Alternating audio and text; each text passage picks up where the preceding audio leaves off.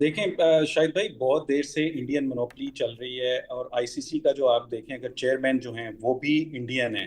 I think कि यहाँ पे पाकिस्तान को स्टांस जरूर लेना चाहिए और स्ट्रिक्ट स्टांस उनका होना चाहिए, क्योंकि ये जो it's a gentleman game cricket जो है, और इंडियन प्लेयर्स और इंडियन गवर्नमेंट जिस तरह से इसको पोलिटिसाइज कर रही है, आई थिंक कि ये किसी भी सूरत ये जो है ये एक्सेप्टेबल नहीं है। इस तरह की घटिया हरकत जो है कि मैं जब टॉस हुआ उस वक्त भी दोनों कैप्टन ने हाथ नहीं मिलाया, और उसके बाद जब मैच खत्म हुआ तो पाकिस्तान टीम जो है उनकी तरफ गई और उन्होंने हाथ नहीं मिलाया और वो अंदर चले गए। मैं समझता हूँ कि इससे ज्यादा घटिया हरकत जो है वो और नहीं हो सकती। It's a gentleman game. इस तरह का आप क्रिकेट की हिस्ट्री में इस तरह की चीज कभी नहीं हुई, तो आई थिंक ये इस पे आपने भी इंडिया के खिलाफ मैचेस खेले होंगे तौफीक भाई, ये बताएं कभी ऐसा हुआ है कि पाकिस्तान और इंडिया के मैच में जैसे हैंडशेक ना हुआ, इतना तनाव हो, कभी ऐसा हुआ आज से पहले?